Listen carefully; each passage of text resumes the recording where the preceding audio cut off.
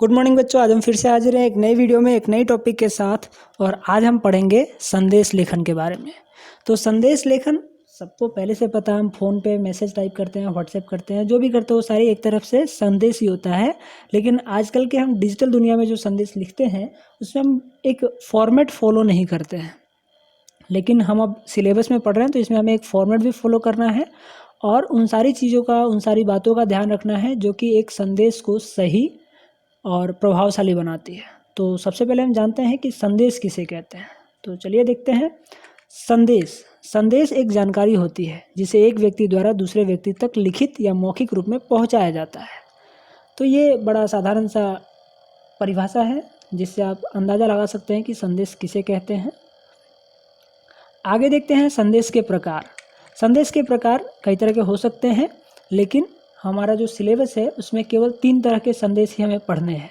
जिसमें पहला है शुभकामना संदेश, जो हम खुशी के अवसर पर लोगों को देते हैं। यानी किसी के जीवन में जब कुछ अच्छा होता है तो हम उन्हें शुभकामनाएं देते हुए एक संदेश लिखते हैं। दूसरा है पर्व एवं त्योहारों पर दिए जाने वाले संदेश। ये सब समझ गए होंगे, इसमें समझाने की ज़रूरत नहीं है। और तीसरा है विशेष अवसरों पर दिए जाने वाले संदेश। विशेष अवसरों पर दिए जाने वाले संदेश के बारे में हम आगे चर्चा करेंगे। तो चलिए देखते हैं किसके अंदर किस तरह की संदेश लिखे जाते हैं। तो सबसे पहला जो है शुभकामना संदेश, इसमें आएगा परीक्षा में उत्तीर्ण होने पर, फिर जन्मदिन के दिन, विवाह, पदोन्नति यानी प्रमोशन तथा हर तरह की खुशी के मौके पर शुभकामना संदेश लिखा जाता है। यहाँ मौसम नहीं होगा, मौका होगा। ठीक है, आगे देखते हैं। दूसरा पर्व एवं त्योहारों पर दिए जाने वाले संदेश, जिसमें गणतंत्र दिवस, स्वतंत्रता दिवस, नववर्ष, होली, दिवाली इत्यादि। फिर आता है विशेष अवसरों पर दिए जाने वाले संदेश। इसमें आता है शोक संदेश, जब कोई मर जाता है और उसकी खबर जब किसी को दी जाती है तो उससे शोक संदेश कहते हैं। फिर आता है पर्यावरण दिवस, पुण्यतिथि, शिक्षक दिवस, गणतंत्र दिवस। तो जो विशेष अवसर होते हैं उसमें जो हम संदेश लिखते हैं उसको विशेष अवसरों पर दिए जाने वाले संदेश के अंतर्गत रखा गया है।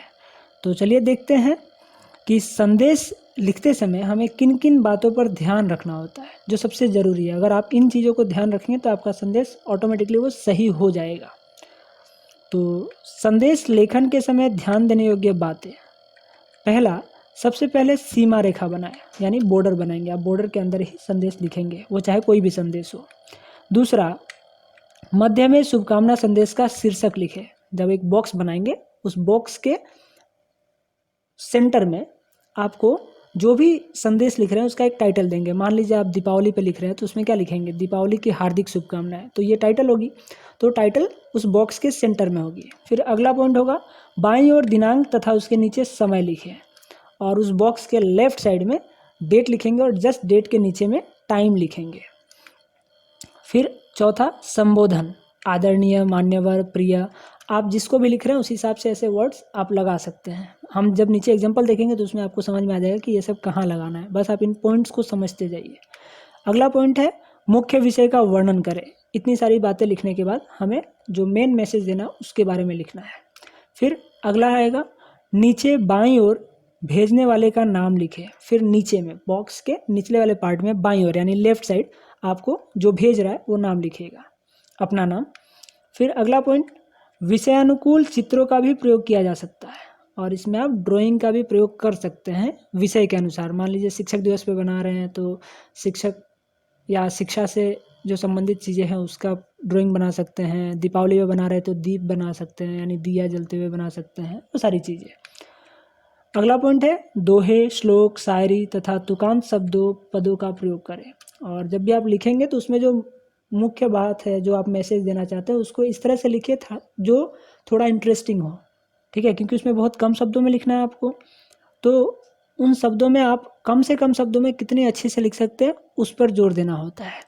इसीलिए कहा गया कि अगर मान लीजिए शिक्षक दिवस पे अगर कुछ आप लिख रहे हैं तो उसमें शिक्षा से संबंधित या शिक्षक से संबंधित कोई दोहा याद है तो उसको लिख सकते हैं, कोई श्लोक याद है वो लिख सकते हैं, या कोई शायरी याद है जो उस विषय से बिल्कुल मिलती है तो उसको लिख सकते हैं। या तुकांत यानी शब्दों के अंतिम शब्द जो जैसे होता है ना, 3-4 लाइन पढ़ते हैं कविता की तो हर लाइन का जो आखिरी वाला वर्ड होता है वो राइमिंग टाइप का होता है, ऐसे आप लाइन्स लिख सकते हैं। इसमें नॉर्मल कहानियों की तरह लाइन नहीं लिखे जाते हैं। बहुत कम शब्दों में हमें बहुत सारी बातें करनी होती है, तो उसके लिए आपको एक इंटरेस्टिंग तरीका ढूंढना होता है ताकि 2-3 लाइन पढ़े और लोगों को अच्छा भी लगे और मैसेज भी समझ जाए। और 9 नंबर पॉइंट है शब्द सीमा का ध्यान रखें। इसमें सबसे ज़रूरी चीज़ है कि आपको वर्ड लिमिट ध्यान रखना पड़ेगा। अगर आपको 30 से 35 शब्द दिए गए हैं लिखने के लिए, तो आपको उतने में ही ख़त्म करना पड़ेगा। आप 50, 60, 70 नहीं जा सकते हैं। आप अगर 30 से 35 दिए तो 40 जा सकते हैं, इससे ज़्यादा नहीं जा सकते आप। और आखिरी पॉइंट है अनावश्यक बातें ना लिखें। सबसे ज़रूरी चीज़ ये भी है कि आप जब भी लिखेंगे, संदेश लिखेंगे, उसमें जिस बात की ज़रूरत नहीं है, जिस चीज़ की ज़रूरत नहीं है, वो नहीं लिखेंगे। बेकार की बातें लिखेंगे, फिर वो सारी चीज़ें वर्ड लिमिट क्रॉस करेंगे और फिर सब गड़बड़ हो जाएगा। इसलिए आपको ये ध्यान रखना है इन सारी बातों का। अब चलिए हम देखते हैं, एग्जाम्पल देखते हैं। मैं तीनों तरह के जो संदेश दिए गए हैं उसमें से एक एक एग्जाम्पल मैंने यहाँ दिखाया है और आगे हम समय पर इसके बारे में और जानेंगे। तो चलिए देखते हैं। सबसे पहला है शुभकामना संदेश। शुभकामना संदेश में आप, जैसे हमने ऊपर पढ़ा कि जन्मदिन के दिन पे आप लिख सकते हैं, किसी को शुभकामना देते हैं, तो जन्म दिवस पे एक लिखना था शुभकामना संदेश, तो हमने ये लिखा है। तो आप देखिए, इसमें जैसा कि कहा गया कि सबसे पहले एक बॉक्स बनाना है, तो हमने सबसे पहले एक बॉक्स बना लिया। ठीक है, बॉक्स बनाकर उसके बाद हमने कहा कि एक सेंटर में, बॉक्स के सेंटर में एक टाइटल देना है, तो हमने दे दिया जन्मदिवस की हार्दिक शुभकामनाएं। फिर उसके बाद हमने पढ़ा कि बॉक्स के लेफ्ट साइड में डेट लिखना है, हमने यहाँ लिख लिया। और डेट के नीचे आपको टाइम लिखना है, तो 8 बजे प्रातः यानी सुबह। जब भी हम कोई मैसेज लिखते हैं तो सुबह ही लिखते हैं किसी को, और साधारणतः आप सुबह ही टाइम दीजिएगा, दिन में और रात की टाइम देने की ज़रूरत नहीं है। हम जब भी लेटर लिखते हैं तो दिन में लिख रहे हैं, तो ये सुबह ही होता है। उसके बाद हमने उसे शुभकामना देते हुए कुछ लाइंस लिखे हैं। अब उसमें कहा गया था कि आपको दोहा याद है, दोहा लिख लीजिए, श्लोक याद है, श्लोक लिख लीजिए, या फिर आपको कोई शायरी याद है, वो लिख लीजिए। तो यहाँ हमने लिख दिया, तुम जियो हजारों साल, बस यही है हमारा ख्याल। फिर आगे हमने लिखा, मेरे प्रिय मित्र को जन्मदिन की हार्दिक शुभकामनाएं, ईश्वर तुम्हारी सारी मनोकामनाएं पूरी करे। हो गया, हमने मेन मैसेज लिख दिया और बगल में एक ड्राइंग बना दिया केक का, जो ये बताता है कि बर्थडे या जन्मदिन से रिलेटेड पिक्चर है, तो ये हो गया। और हमने लास्ट में पढ़ रखा था यहाँ पे कि नीचे बाईं ओर यानी लेफ्ट साइड अपना नाम, जो भेज रहा है उसका नाम, तो ये हमने लिख दिया। तो ये है पूरा एक मैसेज, एक शुभकामना संदेश, जो कि आप देख सकते हैं यहाँ पर। ये है, एक बॉक्स बनाना है, सेंटर में एक टाइटल देना है, लेफ्ट साइड में डेट, उसके नीचे टाइम, फिर मेन मैसेज लिखना है। उसमें आप ड्राइंग बना सकते हैं विषय के अनुसार, मतलब जो टॉपिक है उससे रिलेटेड ड्राइंग बना सकते हैं आप। और फिर लास्ट में नीचे लेफ्ट साइड में अपना नाम लिखना है, जो भेज रहा है उसका नाम। ठीक है, तो ये है शुभकामना संदेश। अगला एग्जाम्पल देखते हैं। अगला एग्जाम्पल है पर्व तथा त्योहारों पर दिए जाने वाले संदेश। तो ये है पर्व।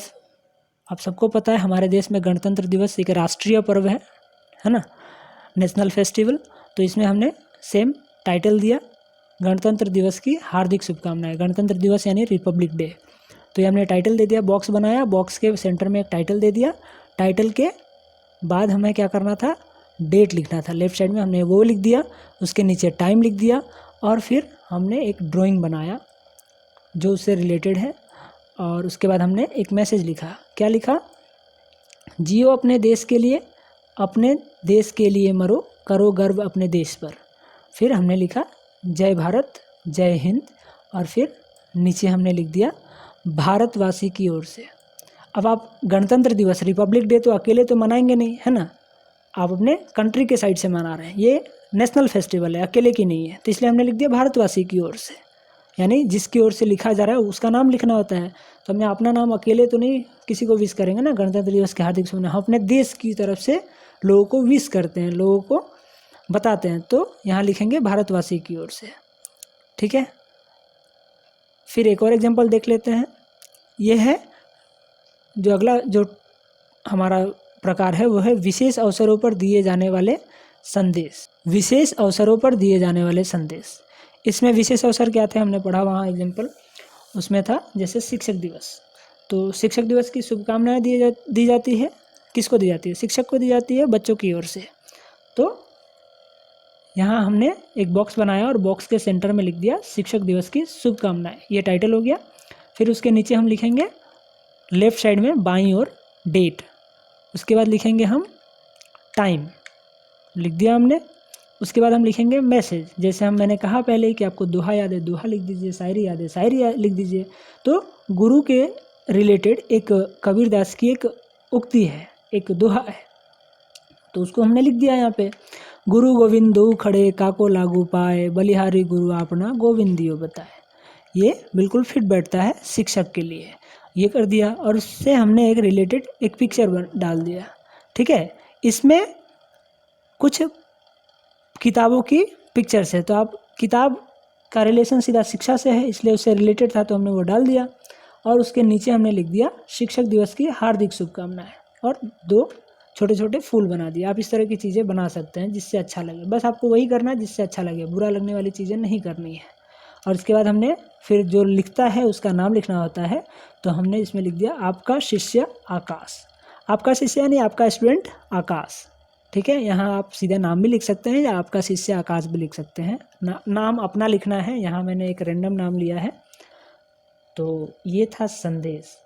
अगर आपको समझ में आ गई है चीज़ें तो ठीक है, अगर अब भी नहीं आई है या कोई भी डाउट है तो आप नीचे कमेंट बॉक्स में लिख सकते हैं, ठीक है। लेकिन मैंने जो 10 पॉइंट्स ये दिए हैं संदेश के बारे में, जिन चीज़ों को ध्यान में रखना है लिखते समय, उनको आप समझ जाइए और एग्जांपल्स को 1-2 बार देखिए जो मैंने एक्सप्लेन किया है, आप बातें समझ जाएंगे।